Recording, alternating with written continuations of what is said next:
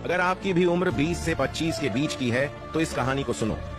एक राज्य था जहां किसी को भी राजा बना दिया जाता था, लेकिन सिर्फ 5 सालों के लिए, और 5 साल खत्म होने के बाद उस राजा को एक घने जंगल में छोड़ दिया जाता था, जहां दूर दूर तक कोई इंसान नहीं रहते थे और जंगल में जंगली जानवर उसे खा जाते थे। और ऐसे ही हर 5 साल पे हर एक राजा के साथ किया जाता था। जो भी लोग राजा बनते थे वह अपनी जिंदगी में खूब ऐश करते थे और इतना खो जाते थे कि वे भूल जाते थे कि उनके साथ 5 साल बाद क्या होने वाला है। जैसे जैसे साल बीतने लगते थे उन्हें आखिर में डर लगने लगता था। एक बार एक नए आदमी को राजा बनाया गया। वो आदमी बहुत ही बुद्धिमान था। उसने दूसरे राजाओं की तरह अपने 5 साल ऐशो आराम में नहीं बिताए।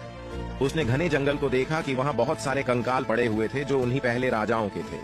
उसने बाहर से कुछ मजदूरों को बुलाया और उस घने जंगल के पेड़ को कटवाने में लगा दिए और सारे जंगली जानवरों को पकड़वा कर उन्हें दूसरे जंगल में छोड़वा दिए। उसने 3 साल के अंदर उस घने जंगल को एक खुले मैदान जैसा बना दिया और बचे हुए 2 साल के अंदर उस जमीन पर गरीब लोगों को घर बनवा कर दिए और अपने लिए एक महल भी बनवाया। जब उसके 5 साल पूरे हो गए तब राज्य के लोगों ने उसे उस घने जंगल में छोड़ दिया जो कि अब एक राज्य बन गया था। वहाँ के लोगों ने फूलों से उसका स्वागत किया और उसने बाकी की जिंदगी आराम से गुजारी। सीख, ये जो हमारे 20 से 25 की एज होती है, हमें इसे मेहनत और स्किल्स को डेवलप करने में इन्वेस्ट करने चाहिए।